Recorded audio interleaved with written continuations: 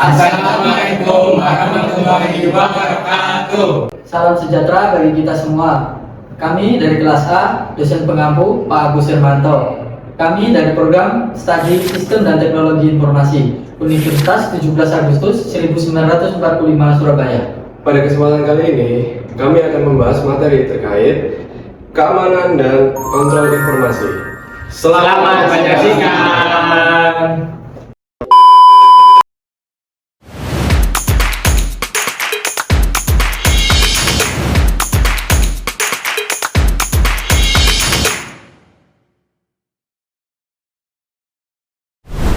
Di sini aku akan menjelaskan tentang prinsip transaksi dan keterbukaan. Transaksi terbuka adalah perusahaan wajib memberi tahu secara jelas melalui kebijakan tertulis jenis data pribadi yang dikumpulkan, tujuan pengumpulannya, siapa yang memiliki akses dan berapa lama data akan disimpan. Kebijakan privasi ini harus mudah diakses oleh karyawan, pelanggan, dan pengguna situs web. Baik, materi selanjutnya adalah pembatasan pengumpulan data dalam kode etika korporat tentang privasi. Sebelum kita masuk ke topik utamanya, kita kenalan dulu nih sama apa sih pembatasan pengumpulan data dalam kode etika korporat tentang privasi itu. Jadi, pembatasan pengumpulan data adalah prinsip yang menuntut organisasi hanya mengambil informasi pribadi yang benar-benar diperlukan untuk mencapai tujuan yang sah, bukan sekedar mengumpulkan data yang mungkin berguna di masa depan. Ini berarti setiap elemen data harus mempunyai alasan fungsional yang jelas dan terukur sebelum diminta dari individu. Prinsip ini berakar pada gagasan bahwa pengolahan data yang tidak perlu menimbulkan risiko tanpa manfaat sejati bagi subjek data, sehingga pengumpulan dibatasi agar data yang disimpan cukup, relevan, dan seminimal mungkin untuk memenuhi tujuan yang diumumkan. Dalam kode etika korporat itu sendiri, pembatasan pengumpulan data menjadi prinsip utama untuk melindungi hak privasi karyawan, pelanggan, dan pengguna situs web perusahaan. Prinsip ini menekankan bahwa perusahaan hanya boleh mengumpulkan data yang relevan, proporsional, dan sah sesuai tujuan bisnis yang jelas. Untuk beberapa poin penting yang perlu kita ketahui adalah, yaitu yang pertama, privasi karyawan. Perusahaan tidak boleh mengakses data pribadi karyawan, misalnya status perkawinan mereka, gaya hidup mereka, atau aktivitas di luar jam kerja mereka, kecuali ada kaitan langsung dengan kepentingan perusahaan. Jika tidak relevan, maka hal tersebut tetap menjadi ranah privasi bagi karyawan. Lalu, pemantauan email dan aktivitas kerja hanya boleh dilakukan sebatas kebutuhan operasional dengan transparansi dan pemberitahuan kepada karyawan. Lalu poin yang kedua adalah tentang privasi pelanggan dan pengguna situs web. Data pelanggan, misalnya alamat email, riwayat pembelian, atau preferensi pencarian, hanya boleh dikumpulkan untuk tujuan layanan, bukan untuk eksploitasi berlebihan. Lalu, perusahaan wajib menerapkan prinsip data governance, pengumpulan, penyimpanan, dan pemrosesan data harus sesuai dengan regulasi perlindungan data pribadi, misalnya seperti Undang-Undang PDB di Indonesia. Penggunaan data untuk tujuan pemasaran harus berbasis konsen atau persetujuan eksplisit dari pelanggan tersebut. Dengan demikian, pembatasan pengumpulan data bukan hanya kewajiban hukum, tetapi juga bentuk tanggung jawab etis perusahaan untuk menjaga kepercayaan publik. Mari kita masuk ke batasan pemantauan tempat kerja. Dalam dunia kerja modern saat ini, terutama di era digital, perusahaan memiliki kepentingan untuk menjaga keamanan data, memastikan produktivitas, dan melindungi aset perusahaan. Salah satu cara untuk melakukan pemantauan aktivitas karyawan di tempat kerja, namun pantauannya dilakukan secara wajar dan transparan. Saat masih di lingkungan kerja dan perusahaan tidak boleh mengawasi area atau hal pribadi seperti catatan medis, percakapan pribadi, atau komunikasi di luar. Demi menjaga keseimbangan antara kepentingan perusahaan dan hak privasi karyawan. Materi selanjutnya adalah penggunaan informasi di luar jam kerja. Di era digital, batas antara jam kerja dan waktu pribadi semakin kabur. Penggunaan informasi perusahaan di luar jam kerja seperti menjawab pesan atau mengakses data menimbulkan risiko hukum dan etika. Karyawan bisa terjebak dalam kerja tanpa kompensasi, sementara perusahaan menghadapi kebocoran data jika akses tidak dikontrol. Yang pertama, termasuk lembur. Intrusi kerja di luar jam dapat dikategorikan sebagai lembur dan wajib dibayar. Yang kedua, yakni privasi dan etika. Informasi perusahaan harus dijaga kerahasiaannya, termasuk saat diakses di luar jam kerja. Yang ketiga adalah risiko burnout. Komunikasi kerja tanpa batas waktu dapat mengganggu keseimbangan kerja hidup. Yang terakhir adalah rekomendasi. Rekomendasinya adalah untuk menetapkan jam komunikasi resmi dan kebijakan akses informasi yang aman. Di materi pertama ada hak karyawan dan pelanggan atas akses dan koreksi. Karyawan dan pelanggan memiliki hak untuk memiliki akses dan memperbaiki koreksi data pribadi mereka yang disimpan oleh perusahaan. Hak akses berhak mengetahui data apa saja yang dikumpulkan dengan tujuan penggunanya serta siapa yang menerima data tersebut. Hak koreksi berhak meminta perbaikan, pembaruan, atau penghapusan data yang salah atau tidak relevan. Dasar hukumnya diatur dalam Undang-Undang Nomor 27 Tahun 2022 tentang perlindungan data pribadi.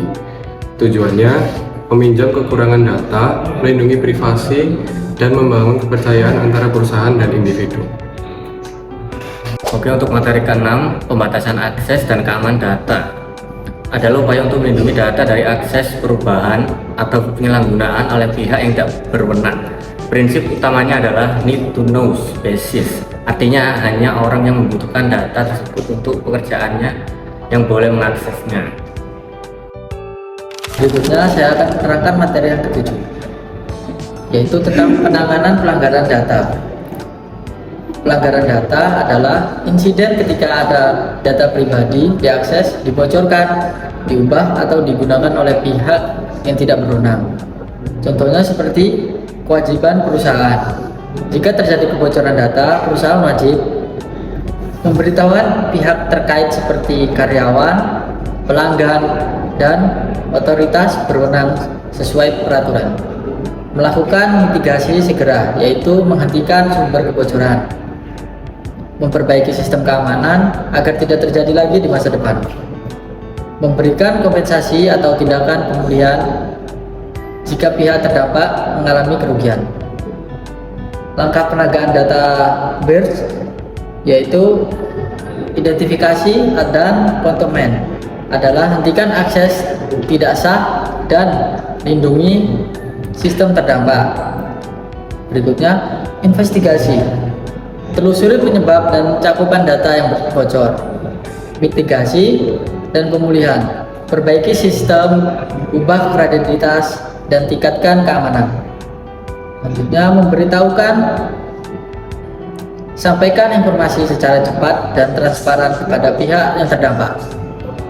Evaluasi, membuat laporan insiden dan perbaiki kebijakan keamanan data. Tujuan utamanya melindungi hak data pribadi individual, menjaga kepercayaan pelanggan dan reputasi perusahaan, mematuhi ketentuan hukum serta menghindari sanksi. Untuk poin ke-8 ini, kita akan membahas soal kerjasama perusahaan dengan pihak ketiga, seperti penyedia layanan cloud atau agensi iklan. Nah, kalau perusahaan mau kasih akses data ke mereka, itu nggak boleh sembarangan guys, harus dipastikan dulu kalau pihak ketiga itu punya aturan privasi dan keamanan data yang sama ketatnya. Bahkan kalau bisa yang lebih baik. Selain itu, kerjasamanya juga harus dipakai perjanjian resmi, agar jelas tanggung jawabnya. Jadi data pelanggan atau karyawan nggak boleh disalahgunakan atau dijual tanpa izin. Intinya, walaupun datanya dipegang oleh pihak lain, perusahaan tetap harus menjaga supaya semuanya aman dan tetap dipercaya oleh pengguna. Perusahaan menjaga kepatuhan privasi dengan melakukan audit, pelatihan, dan evaluasi kebijakan secara berkala serta menegakkan sanksi transparan terhadap setiap pelanggar etika. Sementara itu, dalam pembelian Ford Escape 2005 penting untuk memastikan kendaraan telah memenuhi standar keamanan dan kualitas dengan memeriksa kemungkinan recall, kemudian perspektif menyeluruh atau tes drive, serta membagikan informasi dari berbagai sumber resmi seperti situs Ford, Director, dan dealer lokal akan keputusan pembelian lebih aman dan tepat. Selain itu, pertimbangan juga faktor esensial bahan bakar, ketersediaan suku cadang, serta layanan purna jual untuk memastikan kenyamanan dan nilai jangka panjang dari kendaraan yang dibeli.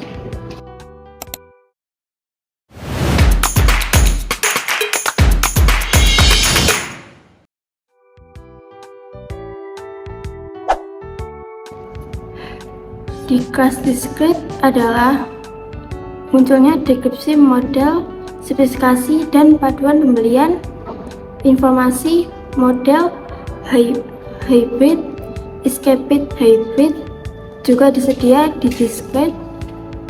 Namun di discrete tidak selalu menampilkan inventory story lokal atau harga di spesifik dealer di wilayah tertentu, tergantung negara pengguna. Kelebihan mudah dibandingkan trim fitur dan panduan umum, kekurangan kurang kontrol lokal dan perbandingan harga yang terbatas. Lalu yang kedua, saya akan membahas tentang penilaian fitur, spesifikasi, dan peringkat keselamatan Ford Escape pada materi Ford Escape melalui Cars Direct dan situs Ford. Cars Escape sendiri terbaru hadir dengan paket keselamatan yang cukup lengkap. Menurut Car and Driver, mobil ini sudah dilengkapi fitur standar seperti peringatan tabrakan depan, pengereman darurat otomatis, blind spot monitoring, dan juga lane keeping assist, yang artinya pengemudi mendapat perlindungan aktif sejak awal tanpa harus membeli paket tambahan.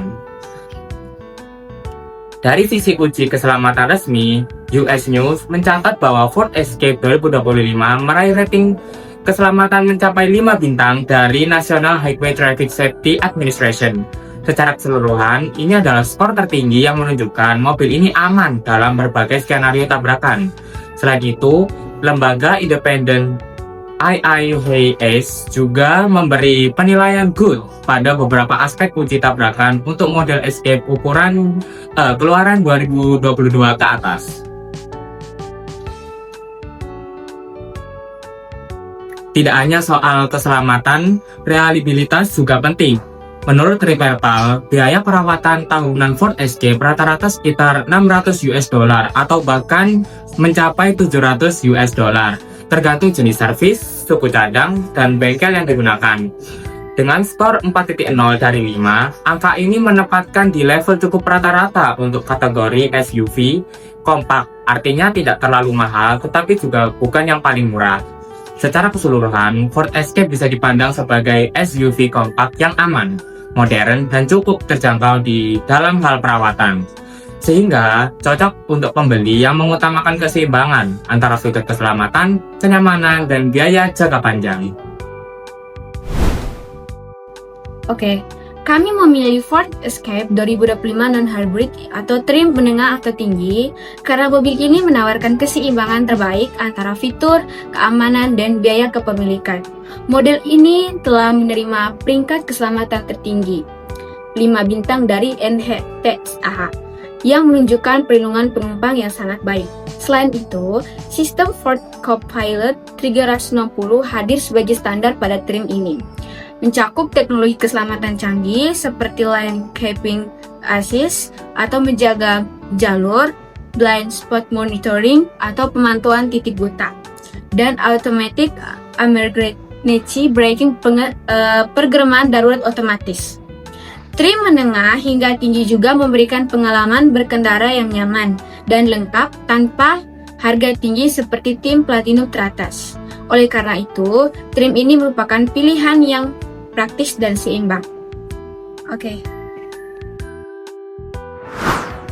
Materi selanjutnya adalah untuk membandingkan informasi di situs Ford resmi dan Cars Direct. Situs resmi Ford menyajikan detail teknis, fitur unggulan, dan pengalaman merek. Sementara Cars Direct menyajikan harga aktual, ulasan pengguna, dan opsi pembiayaan. Perbedaan ini mencerminkan tujuan masing-masing. Ford untuk membangun citra dan kepercayaan, sedangkan Cars Direct untuk membangun konsumen membuat keputusan pembelian. Yang pertama ada fokus konten. Ford resmi menyajikan fitur kendaraan, desain, teknologi, dan brosur resmi. Sedangkan Cars Direct menyediakan harga pasar, simulasi kredit, dan ulasan konsumen. Yang kedua adalah gaya penyajian. Untuk Ford resmi menyajikan visual premium, narasi merek, dan pengalaman berkendara. Cars Direct menyediakan tabel harga, perbandingan antar model, dan penilaian objektif. Yang ketiga yaitu tujuan pengguna. Ford cocok untuk eksplorasi awal dan memahami identitas produk. Sedangkan Cars Direct dia lebih ideal untuk riset pembelian dan negosiasi harga. Materi kedua adalah pencarian harga terendah di inventaris dealer lokal. Pengertiannya, pencarian harga terendah di inventaris dealer lokal adalah proses penggunaan sistem informasi atau aplikasi digital untuk membandingkan harga produk. Misalnya, mobil, motor, atau barang lain yang tersedia di berbagai dealer di wilayah tertentu, guna menemukan penawaran terbaik bagi konsumen. Itu memiliki tujuan membantu pelanggan mendapatkan harga paling kompetitif, meningkatkan transparansi dan efisiensi dalam proses pembelian, membentuk dealer bersaing secara sehat berdasarkan harga dan layanan. Peran sistem informasi mengumpulkan dan mengolah data inventaris dari beberapa dealer, menampilkan perbandingan harga, stok, dan fitur produk secara real time. Dapat terintegrasi dengan teknologi lokasi GPS untuk menampilkan dealer terdekat. Manfaatnya, konsumen dapat menghemat waktu dan biaya dalam mencari produk terbaik. Dealer dapat meningkatkan penjualan melalui visibilitas online, mendorong pasar yang lebih transparan dan kompetitif. Oke, untuk materi kedua, pengertian dua ulasan independen. Dua ulasan independen berarti proses pemeriksaan atau evaluasi yang dilakukan oleh dua pihak yang berbeda secara terpisah dan objektif, tanpa saling mempengaruhi. Tujuannya agar hasil penelitian lebih akurat, adil, dan tidak bias. Untuk tujuan dua ulasan independen, untuk memastikan kebenaran dan keakuratan data atau keputusan. Yang kedua, menghindari kesalahan pribadi atau subjektivitas dalam penilaian. Yang ketiga, memberikan pembuktian ganda sebelum keputusan penting diambil, dan menjaga transparansi dan akuntabilitas. Untuk contoh penerapan dalam audit debt, dua auditor memeriksa laporan keuangan secara terpisah. Dalam seleksi pegawai, dua pewawancara menilai calon dengan kriteria masing-masing. Dalam penelitian, dua pratinjau reviewer menilai hasil penelitian sebelum diterbitkan. Berikutnya materi kedua tentang analisis kelebihan dan kelemahan model pilihan. Analisis kelebihan dan kelemahan model pilihan. Kelebihannya, yang pertama, tingkatkan keselamatan dan fitur keamanan modern sangat baik, reputasi merek dan kemudahan suku cadang, dan fitur teknologi, kamera, kontrol, stabilizer, bantuan pengundian sudah semakin umum. Kelemahannya atau resiko, biaya perawatan dan kepemilikan mesin cukup cadang, resiko rekal seperti injektor bahan bakar, potensi celah harga antara deal dan promosi lokal.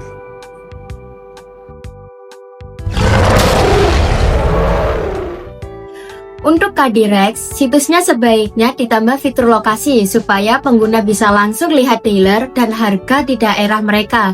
Harga juga harus lebih jelas, termasuk potongan atau biaya tambahan. Akan lebih bagus lagi kalau ada fitur chat, kalkulator, kredit, dan informasi soal recall mobil, biar pembeli lebih yakin sebelum membeli. Sedangkan untuk situs Ford, Bisa ditambah perbandingan harga atau dealer lokal, simulasi biaya seperti pajak dan servis, serta kolom ulasan pengguna langsung di halaman mobilnya.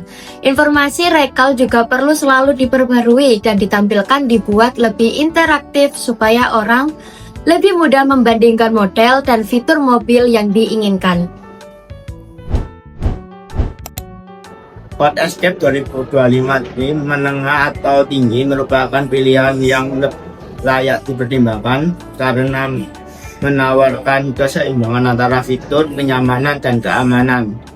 Sebelum membeli, penting untuk memastikan kendaraan tidak termasuk dalam daftar teknikal atau sudah terdaftar perbaikan resmi jika ada permasalahan sebelumnya seperti pada bagian injektor. Cara pembeli disarankan membandingkan informasi dari berbagai sumber resmi seperti situs, chart directory, dan dealer lokal agar pendapatan keputusan pembelian yang matang dan harga terbaik. Selain itu, melakukan test drive serta inspeksi langsung untuk memastikan kondisi kendaraan sesuai harapan dan bebas dari resiko. Pertimbangan faktor efisiensi bahan bakar, performa mesin, serta fitur teknologi terkini seperti sistem bantuan pengemudi juga dapat membantu menemukan varian yang paling sesuai dengan kebutuhan dan gaya berkendara Anda. Sekian presentasi dari kelompok kami. Terima kasih karena sudah menonton video kami sampai akhir. Sebelum kita tutup, mari kita melakukan yel-yel terlebih dahulu. Semangat berjuang, sukses. Terima kasih semuanya. Tambahan, ulang-ulang. Elek-elek, nada kepentingan untuk menjaga keamanan data diam Di luar jam kerja, seperti menjawab pesan adalah proses penggunaan sistem informasi lah. Tak apa, tak masak.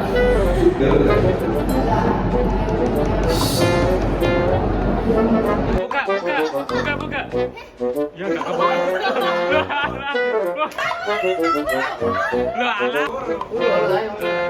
Salam sobat Yesus, puji Tuhan, haleluya, Tuhan bersama kita. Kami dari kelas A dengan dosen pengampu Pak Agus Hermanto. Pada kesempatan kali ini kami akan membahas materi terkait keamanan dan sumpah.